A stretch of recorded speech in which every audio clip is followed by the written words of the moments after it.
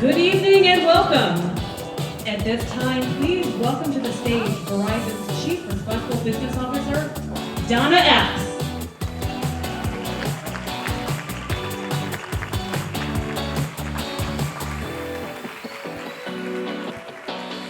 Hello, everybody.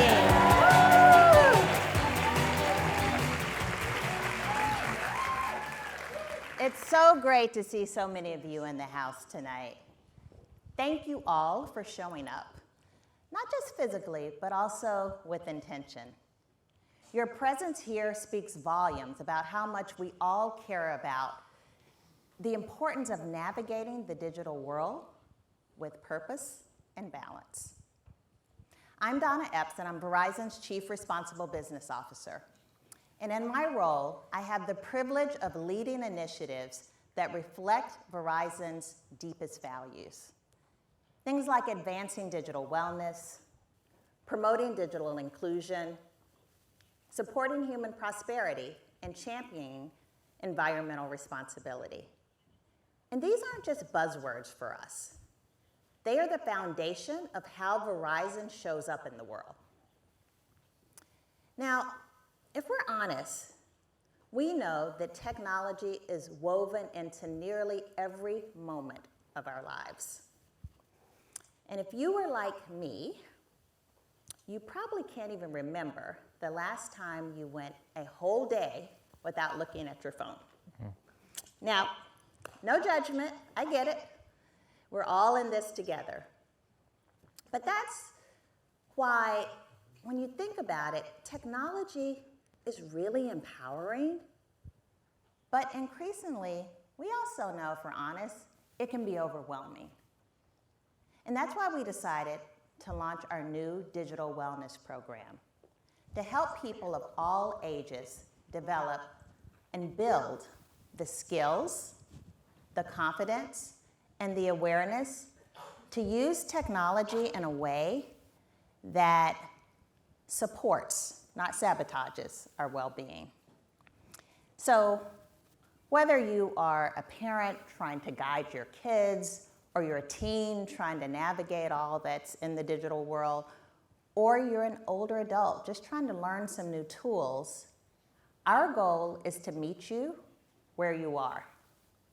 Now, we know this is important work, and we can't do it alone. That's why we are so very grateful that we have some amazing partners, like Discovery Education, My Digital Tattoo, Older Adult Technology Services from AARP, and Sesame Workshop. These partners help us bring trusted resources and meaningful conversations to communities across the country.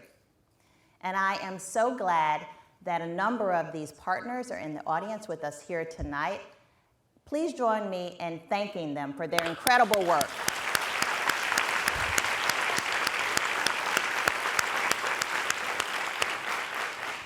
And now, let's talk about tonight's special guest. Mel Robbins is someone who brings clarity to chaos. Her insights are science-backed, delivered with heart, and are always actionable. If you've listened to her podcast or read her books, you know that she has an unbelievable gift for helping people take control of their habits, their mindset, and their lives in both the online and the offline world.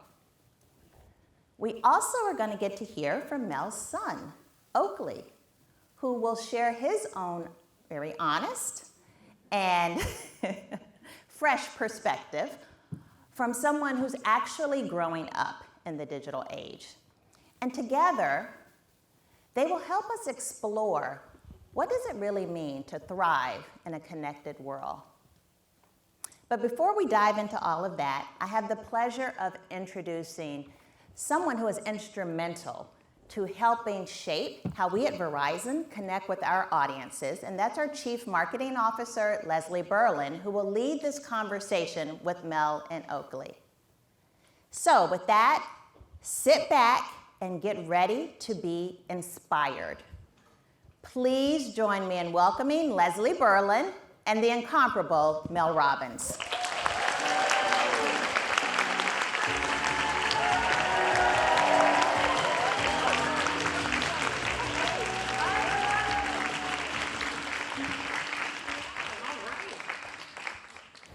Mel, Hi. we have so much to talk about. Yes, we do. Thank you so much for being here. We're so excited.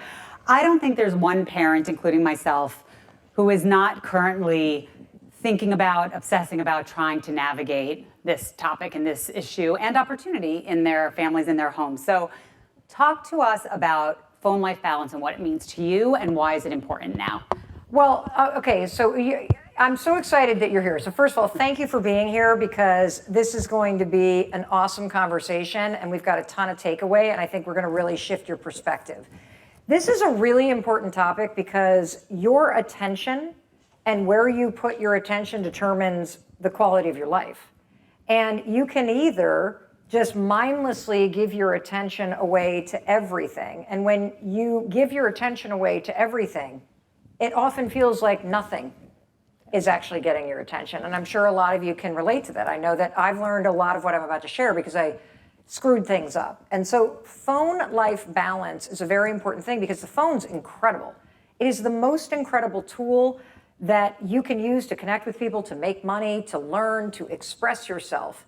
But the real trick is learning how to balance when you're using it mindfully versus when you're mindlessly giving time and energy and attention to something that you don't necessarily want to in that moment. And so it's important because the phone is super powerful and I want you to use it to achieve your goals and to connect deeply with people and to express yourself. But your attention is under attack from everything, from work, from school, from the headlines, from taking care of people, and I want you to start to value it more. And so we're going to talk a lot about how you can do that. And speaking of all of those things, you built your brand on connection, Yes. and you've raised 3 kids. Yes, barely. Okay, we'll see what you're about to be in Oakley. You'll see how we did. Everyone's doing great, which is a lot to juggle. So yes. Curious from your own personal experience and what you've observed, what do you see as some of the impacts that are happening on families and parents in terms of phone use? Okay, well, how many of you have ever been in that situation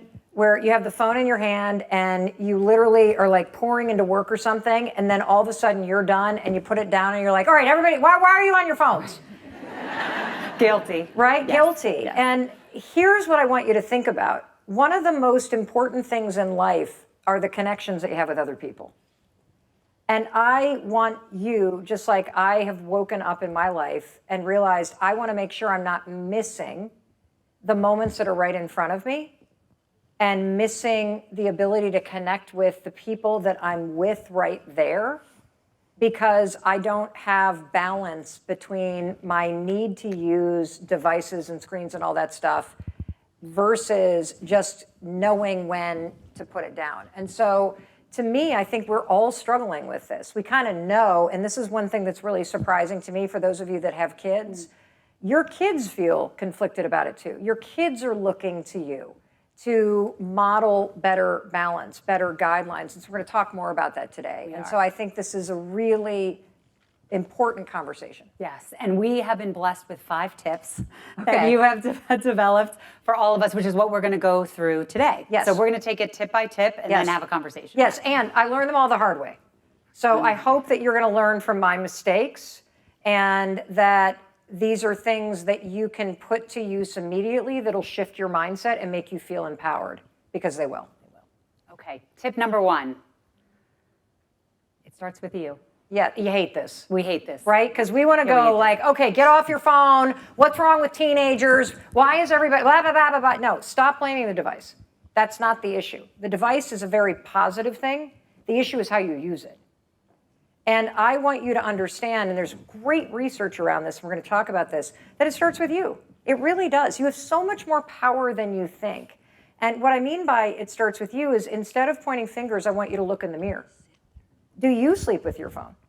Do you constantly have it? Are you the kind of person that goes out to dinner with friends or work colleagues and you've got the phone out or on the table? You cannot yell at your kids or expect your kids to police themselves or to have balance if you're not modeling it.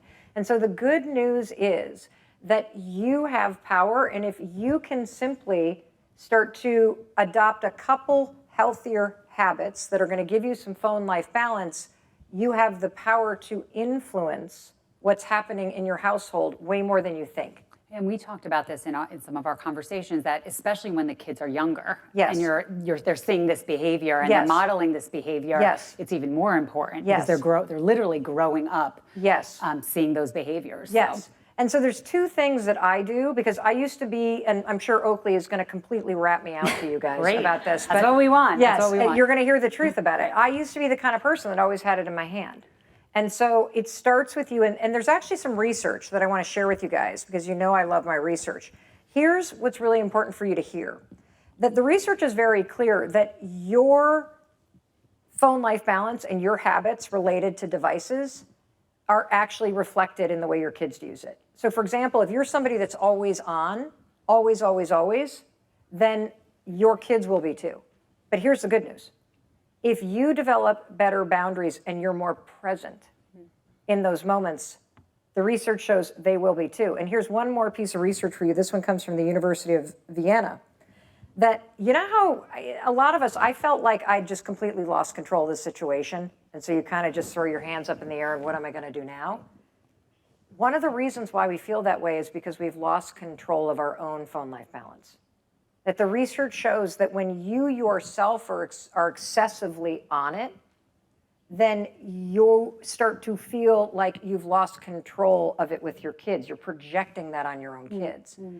But there is so much good news, and we're going to talk about it. Great. I just want to double click on something you just said, because a lot of parents feel that, and they are using their phone for their lives, for their work, to coordinate, to move things forward. What do you advise to parents to sort of interject balance into that and create balance into that? Okay, stop blaming work. Ooh. Stop blaming work. Did you hear that? Stop blaming work. We can't hear you, Mel. And here's the thing, if you're available all the time, then you're never going to be available in your life. And this was me. And so here are two things, and this goes back to the first tip, it starts with you, is number one, whenever you stand in a line at a grocery store or anywhere in line, I want you to practice not mindlessly reaching for your phone.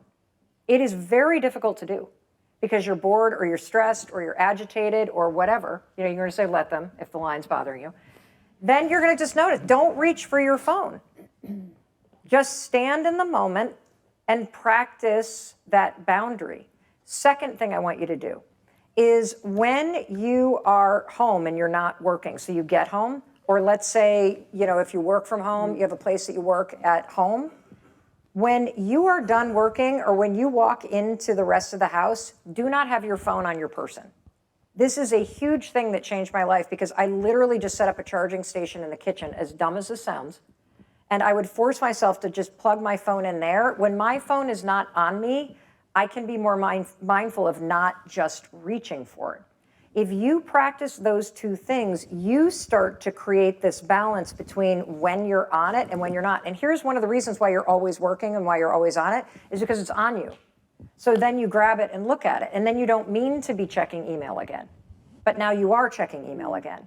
When it is off of you, you are less likely to just reflexively throw your attention at it. And so those are two things that I started practicing that really helped me change my own habits, which helped change everything. Incredible. Tip 2. Okay. Be curious, not controlling. Okay, this is really hard if you're a parent, because we want to control, right? You want to be like, get off your phones, do this, do that. Why are you always on social media? Blah, blah, blah, blah, blah, blah. I'm sorry, I'm projecting what I used to do on all of you. It is me. Yes, it is. And so here's the thing about, I want you to get curious about the bigger picture. So here's another thing that really changed things for me. If you have your phone, and I don't have my phone, is Christine here? Do you have my phone, Christine, so I can use it as a prop? Where is she? If you have it, throw it at me. Any phone. Anybody who has my phone, throw me my phone. See, it's not on my person, and this is why I'm not looking at it. But I want you, whenever you look, oh, there we go, thank you. Ladies and gentlemen, my daughter, Sawyer Robbins, thank you. It's a family, thank you. Okay, so when you see the phone, right, I want you to see your kids' friends. That's what this is. This is your kids' friends. We look at this and see that it's a waste of time as parents. This is your kid's friends. Biologically speaking, evolutionary wise, it is age appropriate for them to want to be with their friends. And so when you look at this, like if their friends are standing in your kitchen, of course you're going to talk to them. And you wouldn't be like, stop talking to them, put that down, but like, pay attention to me. And so I want you to get curious about what is it actually, instead of judgy about it. Because then it opens up a connection. Because one of the reasons why I think I used to get so frustrated as a parent is I started to feel like the jealous girlfriend, like you're not paying attention Near to the phone. right? And I wasn't curious about, well, what does it actually mean to them? And then that opens up all kinds of ways that you can connect with them instead of judging them, which is, what are your favorite apps?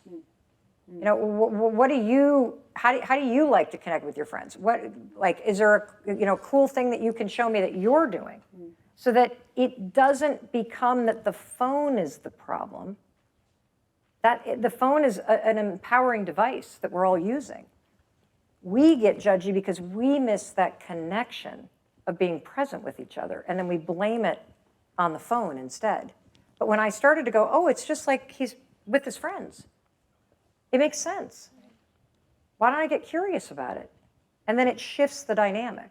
You've talked about how curiosity avoids having the kids shut down Yes. and just turn off. Yes. Is that right? Yes. So there's a lot of research. We wrote about this in the Let Them Theory book, and this research comes from Dr. Stuart Ablon, who's at Mass General Brigham. He's the founder of a program called Think Kids, and I think he's one of the most compelling child psychologists out there. And he basically says, like, when we try to control our kids, it just creates a standoff. Like, if you've ever seen a toddler, for example, and they don't want to get dressed, and you're like, put your right shoe on, and they're like, ah, and then what you do is you basically say, would you like to put on the right or the left? And now all of a sudden you're not controlling them, you're working with them. And one of the major insights that I've had once I got curious, and I'm sure Oakley will talk a little bit about this, is that your kids feel conflicted about how much time they are on their phones. But they don't know how to have phone life balance when everybody else is on their phones too. That's why it starts with you. If you're not going to teach them what this looks like, then you can't expect them to just figure this out on their own because their brains aren't even fully developed until they're 25 years old. And so being curious and understanding, trying to control it's not going to work. You will have some rules that we'll talk about that you should consider, I believe, just my opinion, that these are very helpful things to consider. But you're going to work with them instead of against them. And that means you're now also trying to connect with them instead of fighting over this thing that can be very empowering that ultimately helps you connect with them. Awesome. Tip 3. Yes. Let them lead the way. We love a let them foundation. Tell Yes. us how it applies here. Well, we were just kind of talking about this because, one of the things that I think, I wish I had this, honestly. I wish, how you wish you could have do-overs? Well, too bad, we don't get them in life. But you can learn. And what I've learned and was able to apply with Oak is that your kids are smarter than you think they are. And your kids have been thinking about this stuff more than you believe that they have. And when you let them lead the way, again, this comes from Dr. Stuart Ablon, and you kind of put your arm around them and you are talking about the issues and talking about how they think about things, you no longer are in a battle about a device or a computer or something else. You're actually in connection with your kid, talking about the deeper stuff, which is, I want to feel more present with you. I want to know what's going on with your friends and be supportive, rather than spending the time fighting about something. So we're going to role play for a second. Uh-oh. I'm 15 years old. Uh-huh. I come down in the morning. Yep. I look exhausted. Okay. And this is not Oakley, by the way. Oh, he always did. But he, yeah. Not here this yet. is, we're coming to you. And it's because I stayed up super late. Yes. Texting my friends, Yes. sleeping with the phone, waking up in the middle of the Yes. night. What do you do? Okay, so here's what you don't do. Give me that phone, you blah, blah, blah, blah, blah. That's not what you do. And that's what I used to do. because we're frustrated and we're tired, right? And we're upset because when we see that happening, I think deep down for me, I'm just speaking for myself, I feel like I'm failing. I'm not doing my job. And then I tell myself this lie that I'm powerless and I've lost control of the situation. And again, I'm going to tell you that's not true. You literally can change anytime you decide to. And you as the parent, you bring the weather in the household. And so I don't want you to create a storm. I want you to check your energy and I want you to get curious. And so what you're going to say is, hey, buddy, you know, I'm really concerned because I keep seeing you coming downstairs and you look exhausted. And, you know, that must make it really difficult, like for school. And I'm sure you don't want to feel this way. Have you thought at all about like what's going on? And, you know, why you're not getting, and they'll probably go, right? You're 15, you'll be like, well, you know, do you think, is it school? Is it like the fact that sports are around? Do you think it might be because you're spending a lot of time late at night on your phone? I guess. The answers don't matter, by the way. Because what you're doing by getting curious is you're actually stirring up this friction. And what you're going to learn is and this was a huge insight for me, is that your kids feel pressure to be available for their friends. Like, I used to make the mistake of going, I have a weak kid with no willpower who's going to be a loser in life because they spend all their time, like, you know, doing mindless thing. Sorry, Oakley. He can't hear that, right? He can hear nothing. No, nothing. When actually, they feel the same pressure you do. And they're getting hassled by friends. Hey, dude, you're never available. Why are you never available? Or you might find out, my best friend's going through a breakup. My best friend's parents are getting divorced. Like, they've just been texting me all night while I was doing homework because it's very social at night. That's when all the kids are like chatting. And so they feel obligated to be available. Now you actually can be with them and say, well, you know, here's what I'm concerned about. How would you feel about if I enforced a rule because I'm concerned about your sleep? And you'll be surprised how reasonable and smart your kids are. They're waiting for us to step in and not solve their problems, but actually see what's going on, be concerned, and solve it with them. And you're really meeting them where they are, Yes. is what you're describing. Yes, instead of assuming, which I did for years, that I knew what was going on or that I knew better without getting to the deeper issue. And again, like, I'm going to keep coming back to this theme because, you know, the phone is literally the greatest device in the world for connecting with other people. And one of the things that I think is a huge opportunity is understanding mindfully when you're using the phone to connect with somebody else, and those opportunities that we're missing to connect with somebody who's right in front of you. Tip 4 is a twofer. So 2 habits to practice every day. Okay. Raise your hand if your phone at night is either in your bed or right next to your bed. This is a confession. Don't worry, we're not filming the cameras on you. It's everybody. We're going to pan the whole crowd. Okay, yeah. Talk to us about your 2 habits. The first one relates to that. So this goes to, you guys are going to hate this. Nobody's going to do this. The 2 or 3 people that do are going to walk out of here, be healthier, make more money, have better relationships. I kid you not. Better skin, better skin. Yeah, better skin, everything. And so, you know, it's this whole kind of thing, like you can know what to do, but it's really hard to make yourself do it. So I'm just going to acknowledge this is very hard, but if there was a single thing that you stopped doing and that you actually helped your kids stop doing, is stop sleeping with the phone. And I want to share some research because I think we know common sense wise. Yep. It's not like, I'm not going to spend all this stuff about blue light or any of that stuff.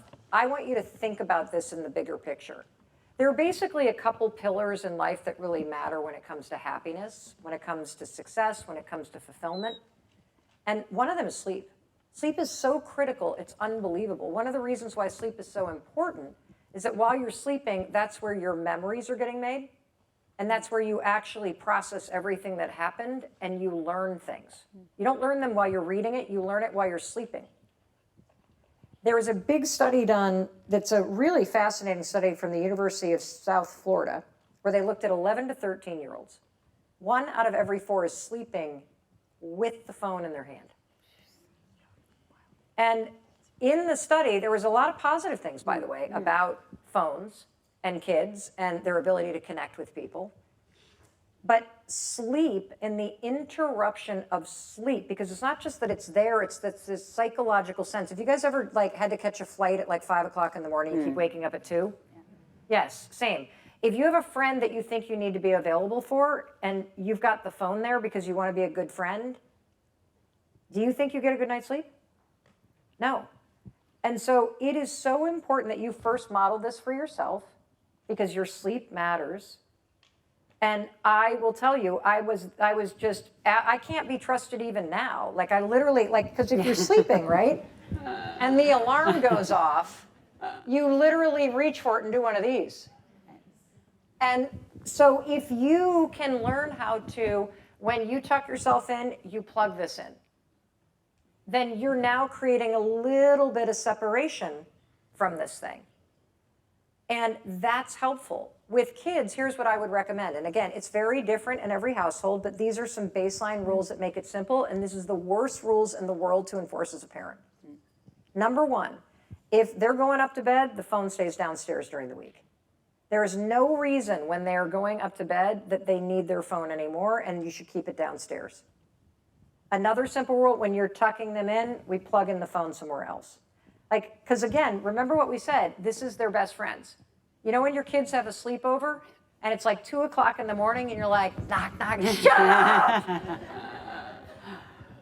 You have to do the same thing with this. I remember when we were young, and for me it was, I would literally go into the hallway and we had one of those phones on the cord and I'd be like, Jody, I'd be talking to my best friend. And all of a sudden you'd hear your parent go click and you'd be like, get off the phone. You're like, oh my God. The shame of that moment, the shame. But this is what I want you to know. Your kids are going to hate you in the beginning. It's okay. Let them. Oh. Within 2 weeks, they are going to come downstairs and they still may not talk to you.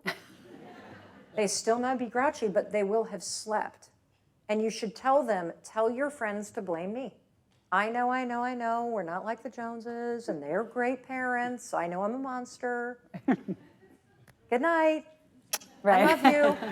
Let them. Yeah, let them. And if they are using it for the alarm, no problem. Now you get to wake them up. And go ahead, sorry. So we have a second habit that's easier than the first one. It's way better. No phones at the dinner table. Okay, this is a great one. First of all, this has changed our family. We've been doing this for years. No phones at the dinner table. And that means not even on your person. Like I kind of have this rule that if you are in person with somebody that you want to connect with, have your phone off your person. If you're in person, off your person. So at the dinner table, this is super important. There's actually research about how impactful it is to have even one family dinner a week with your kids. But I'm sure you've all had the experience where you go out to dinner, you look around a restaurant, and you just see people that are just staring at their phones and not talking to the people they're with. Well, that's happening at your dinner table. So we have a rule in our family, there are no phones allowed. You don't have them in your pocket, you don't have them in a purse, definitely do not have them on the table because it still pulls your brain to it. And what happens is we have this game that you can play, a lot of people play it, high-low. We start the dinner off, high-low, everybody. What's the high of the day, what's the low of the day? And it's incredible what you learn by simply not having the phones there. Now, I say dinner for a reason. Don't try to enforce this at breakfast. It's just stupid and unrealistic because everybody's running late, everybody's checking in with it. Like, why bother? Okay, you're not going to do it. But if you can become a family that just has a meal together, and when you sit down, now I'm with you. And this is this whole point of attention. Like, I don't want any of us to get to the end of our life and be like, well, I just missed that whole thing. Like time is like a melting ice cube. You know, 1 minute you literally, your kids, like you'll see Oakley come out. This is Oakley. This is a belt with my kids. This is the best way to travel with your kids, by the way, is on a belt. And it just feels like it went like that.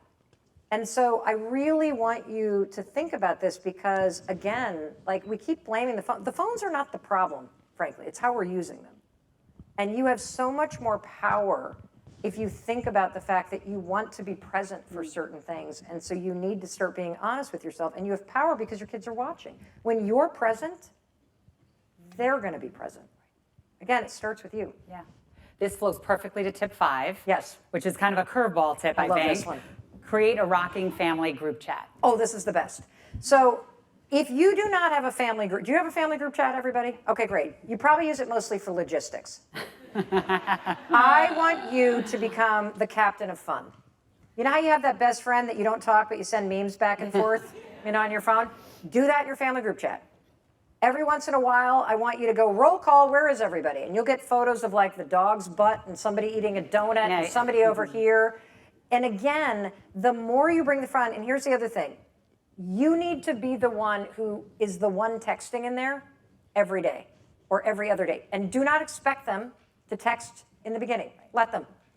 But the more you're doing goofy smiles, the more that you're actually shouting out a celebration of somebody, they will fall in because we can't resist having fun with each other. We can't resist connecting with each other. Our favorite thing to do is when you get like a really embarrassing photo or like video, freeze it and create the sticker on it. And then you can use that sticker, of somebody doing something cheesy and tag it to other photos. And so then it becomes like your family has memes. Like it is so fun. And again, it gets back to one of the greatest things about the phone is that it is an incredible way to stay connected with people.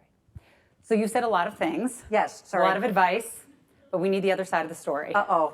So I'd love to invite someone very special on the stage who has lived this firsthand and will keep us honest. Please welcome Mel's son, Oakley Robbins.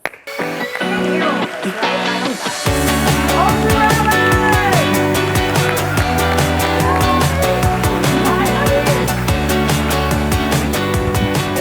Thanks for being here.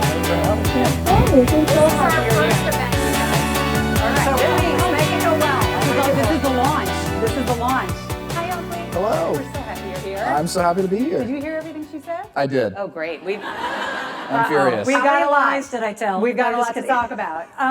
Your mom's very serious about phone life balance. Yes. When did you first realize or learn that she was very serious about phone life balance?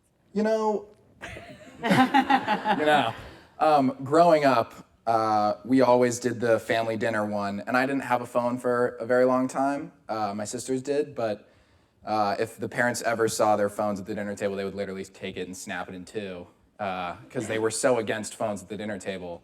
But I started to realize that my mom was super serious about it when I would fall asleep with my phone on my face because I was on the phone with someone, and I'd wake up the next morning and it would be across the room because the phone fairy or my mom would come in and slide it out from underneath and put it on the other side of the room. Amazing. Amazing. You did so quietly. He didn't even. Well, you get good with the tooth fairy. Right. You Yeah, have you to just kind of slide that you like thing under snake there. slither in, I didn't just slither ruin in. that for any kids in here, did I? Okay. You've heard your mom's 5 tips. Yep. What is your favorite tip? I really like It Starts With You. I think the whole idea of... Yeah, she's like, kids it's do. her. It's fully It's her. literally her. For a while, not anymore, I want to be very clear, not anymore, but for a very long time, Mom was horrible about all the phone use and family time, and we'd be sitting down eating something or watching a movie, and you'd be trying to talk to her, and she'd be like, yeah, okay. And so then you'd pick up your phone, she'd put it down, she'd start yelling at you, and you're like, what did I do wrong? Like, you just did what I'm doing. And I think there's also something to be said about privacy on the phone, and everything you do on your phone is very private because it's your own device. And so as a teenager, as a kid, when you're looking at your parent and they say, oh, I'm working, it doesn't look like that. It looks like what you're doing, which is probably scrolling or texting a friend. And so you're like, you're not working, you're just slacking off. This is like the truth teller of this entire But she's event. great now. She's great. She's very forgetful. She doesn't know where her phone is, as you Great. saw a few minutes ago. What a gift. That is a gift. It's bright Gift. pink, and it'll be on the kitchen counter, and she's like, where's my phone? Right. And I'm like, I don't know where your Like phone over is. So I have sort of an opposite of the question of what tip felt once unreasonable, but now makes sense to you? Like, what should you like the least? Yeah, no sleeping with the phone. Teenagers and kids are very much wired to communicate at the end of the day. You get out of school, you do your sports, you do your homework, you do your dinner, you walk your dog, you do whatever you have to do. And then once 9 or 10 rolls around, everyone's free. And so you can finally get on your phone, and you can talk to whoever you want, and you can do all the things you want without being interrupted. And so at first, that is definitely the hardest one because you feel like this is when the time is to connect with your friends. and you think that that's like the end of the world, essentially, because you can't talk to them at that late of an hour. Right. But So we're going to flip the script. What's the one thing that you think parents misunderstand about how kids use their phones to help school or friendships? yeah, I think first I would like to say that phone usage in teens can seem almost like meaningless, like they're just mindlessly scrolling. But what I will say about my generation and me is that what I use my phone for is primarily connection. So I'm always trying to text my friends or call them or just be in contact with them because that's all I really care about. So if I'm on Instagram, I'm sending them memes or other things like that. I also think it's really important for parents to know that it's okay to be the bad guy. You get a lot of shame, in a sense, when you're not available. I have plenty of friends who don't use their phones that often, and everyone's like, oh, you're so hard to reach, like you're the worst. And that's kind of hard to hear because you want to be there for your friends. And so it's actually so great, and your kids are never going to tell you this, but it's so great to be able to say, oh, my mom's not letting me use my phone right now. Or my dad's not letting me use my phone. Like I literally can't do anything about it. I'm so sorry, guys. And that's really nice because then you don't feel as bad because you're blaming your parents. That's a huge break. It's a huge breakthrough. And it does sound like parents could probably do a better job coordinating with each other and sort of aligning their approach in certain forget ways. it. That's right? never happening. Never going to happen? Never. All right. Every woman for themselves. Every man person for themselves. And again, it's your household. Yeah. It's your household. If you want to just let them sleep with their phone and have family dinners where everybody's just staring, then that is your right to do that. But for me, just from my experience, I noticed that I was starting to hate the device. It's not the device's fault. Like, it's a tool. We can't become the tool. And it is such an empowering thing when you flip the script and go, wait a minute. I just want connection with this guy. Like, because I used to be able to drive him to school, and that's the best time to trap your kid, because you're both looking straight ahead, and there's something about the motion of the car that they just start to open up to you. But when they start getting older, it is a biological imperative that they start pushing away and separating from you. It is age appropriate for them to want to be with their friends.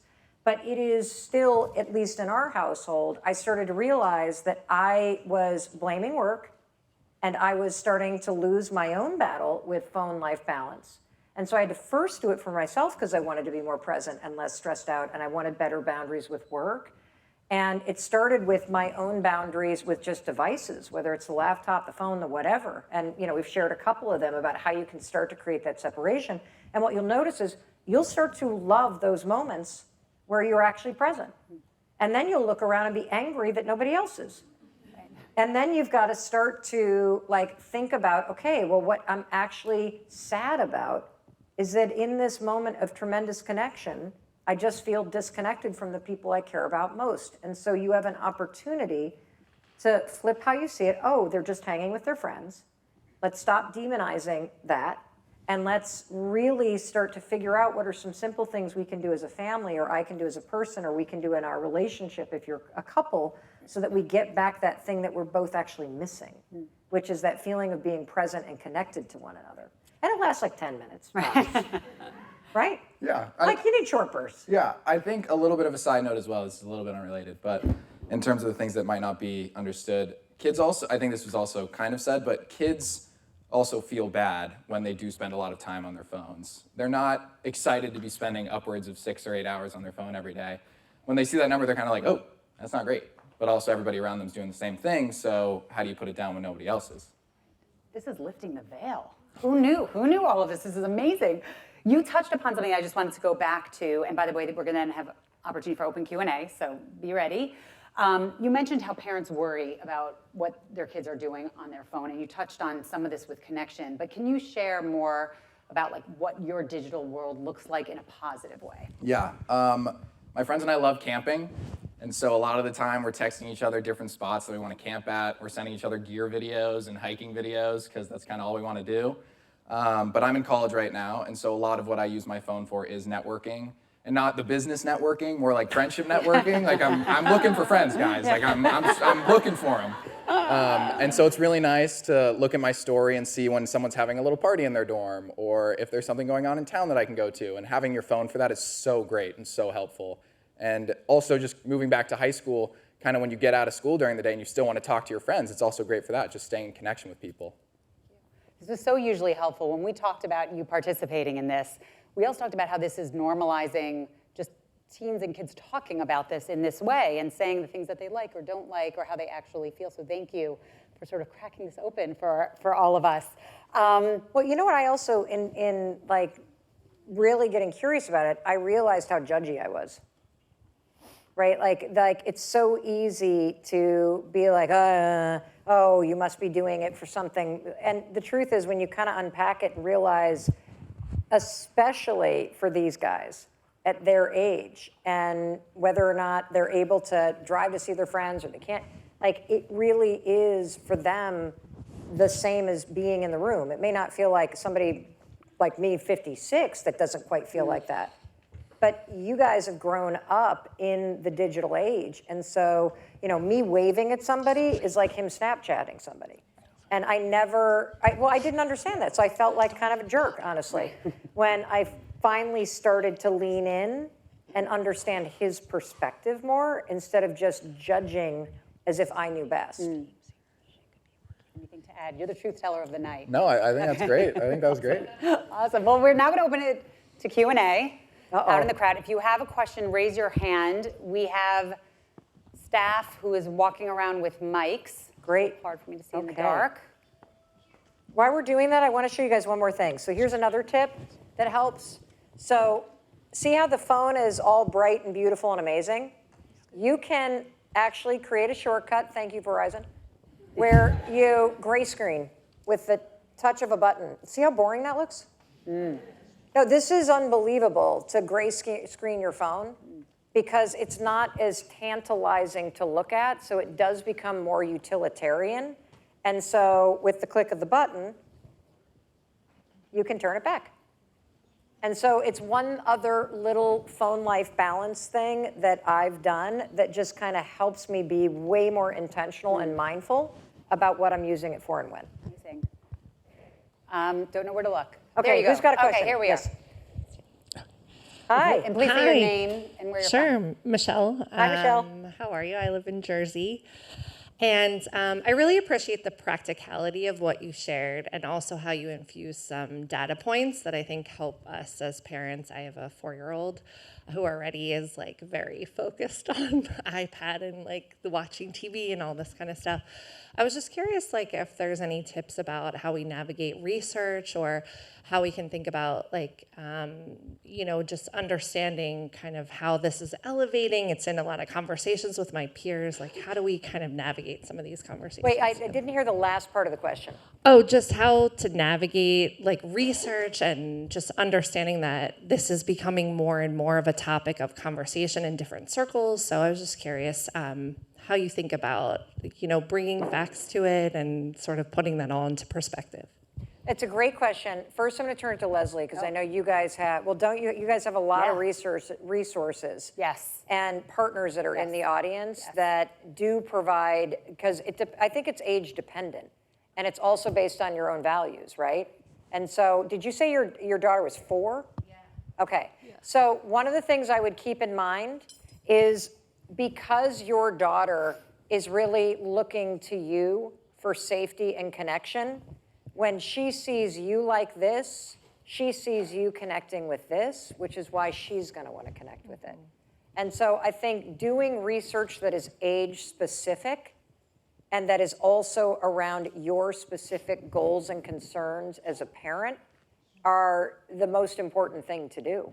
And so I could sit up here and spew all kinds of research, blah, blah, blah, blah, blah, blah, blah, blah, blah. But I would highly recommend, because there are so many podcasts, you guys have resources, you know, on your website and great partners that they work with. That's what I would do. And I realize it's sort of a very vague answer, but I don't want to speak specifically to that age group. Yeah, and I would just jump in. Absolutely, first of all, Verizon is here to help. And you know, Donna mentioned this earlier. This is one event, but it's a part of educational programs and tools and resources we run across the country all year long. We do have tools on our website. It's all free. We have a family app that's also free. There's a Gizmo Watch where you can track your kid without giving them a phone. There are tons of both free tools and education as well as products and services that we have. And I'll mention this again later. This weekend is a family weekend for Verizon. Walk into any store. We have tech experts, we have advisors, we have free tools, resources, et cetera, any Verizon store, so please come visit us. You know, one other thing I'm going to say to you is I want to keep reiterating something. You have more power than you think. And you are so much smarter than you think. And if you are starting to go, she's spending a little too much time on that iPad, then your instincts are actually already telling you the truth. And I want you to listen to yourself and to trust yourself. And yes, turn to the experts because, you know, I look at research because I kind of feel like oftentimes the advice seems stupid and simple. And I'm like, I don't want to do that. And then you read the research about, for example, the importance of sleep, and you go, oh, this actually is very important. And so I think you need to trust your instinct, because if you're asking the question, you're clearly worried about it. And then I would look at various resources online and the ones that Verizon provide to figure out what are the right boundaries that you want to put in place based on your goals and your values as a family. Thank you so much. I really appreciate it. Yes. Hi, I'm Shelley from New York. Beyond parent-child relationships, how do you see digital wellness impacting other relationships like sibling relationships or extended family? Well, again, I think it goes to the connection and whether or not you're present.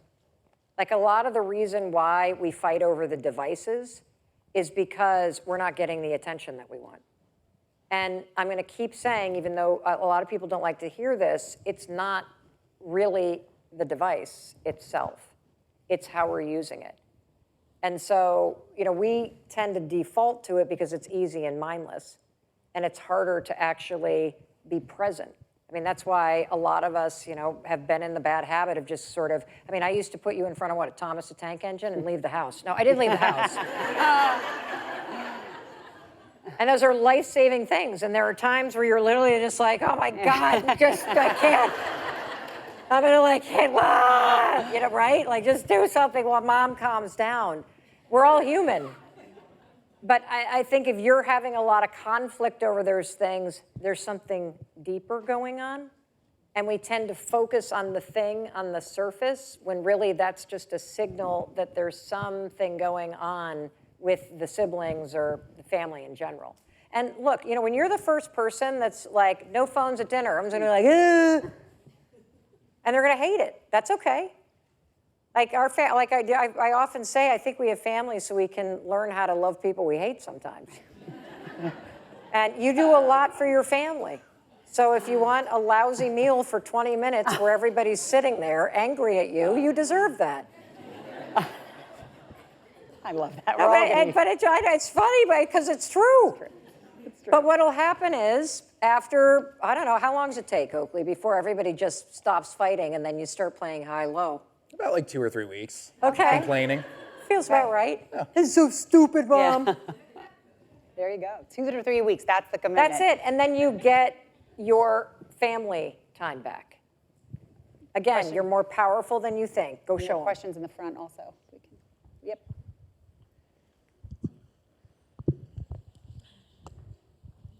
Hi, Mel. Hi, love your glasses. Thank Oh, you. let them. Here we Period. go. Happy to sign that for you. My name is Asa. I'm a Jersey girl, but I live in Brooklyn. I am a content creator. I don't have kids yet. But I think this is such a rich conversation because as a content creator, doing this as our full-time job, we're told we always have to be on. Do you?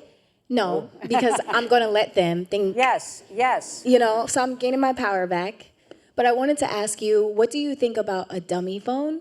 What do you think about what? A dummy phone. A dummy phone. What do you mean? So this is, some content creators get a dummy phone where they can pretty much put their primary phone away. So there's no social media on this dummy phone. Only your emergency contacts have that number. And you pretty much can use that to unplug from work, but you still have access. So what do I think about? So first of all, what I like about the question is that you again are recognizing your intelligence. And you're saying, I feel like I'm always on. But the truth is, you shouldn't always be on. because content creating is a job. And you got to be careful that it doesn't become your entire life. And the dummy phone, I wouldn't call it a dummy phone. I have a production phone, and then I have a personal phone. And so the production phone is what we like film social on and we take photos on. And then my personal phone is what I do life on. And you will be way more successful as a content creator if you are extremely strategic about what you're doing. Because look, if everything is important in your life in terms of you got to create it all, you got to film it all, because everything, nothing is important. And so I want you to get laser focused on what you want to build. I want you to follow people that have built something very similar. And I want you to, because there's a formula to doing this stuff, and I want you to hear me loud and clear. You will probably be more successful if you create content 8 hours a day than if you do it 18 hours a day. So good. Thank you so much. Thank you. Hi, I'm Anne from Connecticut. My question is about enforcing time limits. So my son is 12 years old. Okay. And he does not have a phone because we're trying to wait till he's 13. He does have a tablet. I work from home full time. Great. So around the 3 o'clock hour, he gets home from camp or from school. He gets an hour of electronic time. Then he wants extra time when I have to be focusing on my deadline. So it's like legit work time. Okay. And how do you handle that when he's asking like 100 times in a row? And I just want him to go outside and play or read a book or do something a little more wholesome. What is your advice? Well, I think it's a great question, and I think it's a very hard conflict. Because the reason why he's getting agitated is because he doesn't have your attention. And so my advice would be, I would either change my rules because I just can't handle it if I'm in that period of, I'm serious, I'm just being honest. Because I think there are times where you hold yourself to a higher standard and it's not actually feasible based on where you're at this week or where you're at this month or where you're at this year. Because there are just realities to life, and if you don't have a babysitter or you're not in a place where they can just run outside and play, I don't want to tell you to be on Zoom calls while your 12-year-old's having a tantrum because he can't be on the tablet. So I think I want you to just be honest with yourself, and then I want you to look for other ways to solve this problem. One thing that you might want to think about, and again, this is hard to do because it takes effort to have to organize this stuff, is there a project or something that they like doing that you could have set up and that's when they do it? Whether it's Legos or it's a puzzle or it's something that's arts and crafts. Are there play dates that can be arranged so that you have another working mom? And again, part of the reason that we just throw them, kind of in front of the TV or on their phone is because it's easier than trying to arrange their social life. And so I think you've got to just ask yourself, I'm in this spot right now where it's me working alone. I've got legit work I have to do. And so the only other thing I can think of is this something that is the legit work something that can happen after they go to bed? And I don't know, because I don't know what your job is. And so, for me, I feel like the more the advice is flexible, and the more that you're flexible with yourself, and the more that you look at the truth of the circumstances of what you're dealing with in your life, you are not failing as a mother if your kid spends an extra hour on a tablet. You're just not. And this might not be the season because it's summer right now as we're talking, where you have the extra help or you have the bandwidth, and that's okay. It's okay.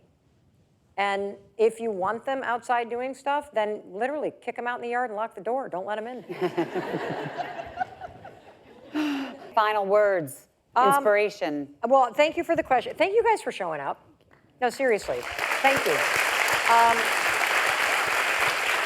The fact that you're even interested in this topic shows that you have the ability to take control of this area of your life. And I want to double down on something, and I'm not saying this just because it's an event that's sponsored by Verizon. The phone is the single greatest device. Like, think of it, everybody that's filming right now, you have in the palm of your hand a business. The ability to connect, the ability to transfer money, the ability to create art, the ability to translate anything to any language, the ability to solve problems, the ability to research, you don't even have to connect with the people that are in this room. You can connect with people all over the world because of that thing in your hand. And one of the reasons why I was super excited, I have not said this, is that I've been a Verizon customer for over a decade. And our business is powered by Verizon in terms of the Mel Robbins podcast. And so I want you to understand that it is a powerful tool, but you're the one in charge. Stop blaming it. Start using it responsibly. Start using it to achieve your goals.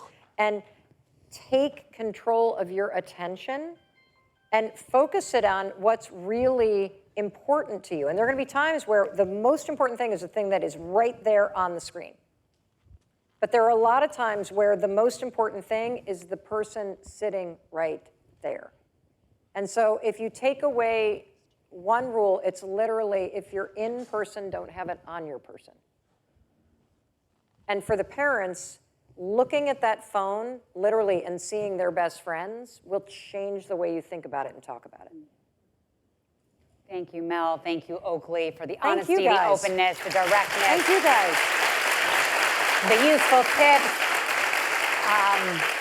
We care so deeply about this at Verizon. Huge thank you to Donna Epps. I don't know where she's sitting right now, but this is the work she and her team do every single day. You will all get gift bags with the tips and a QR code that leads us to our website. And come to our stores this weekend, family weekend. We've got everything you need. We've got you. Thank you so much. We appreciate you. Thank you. Thank you. I think it's cool you're doing this. Awesome. Thank you, everybody.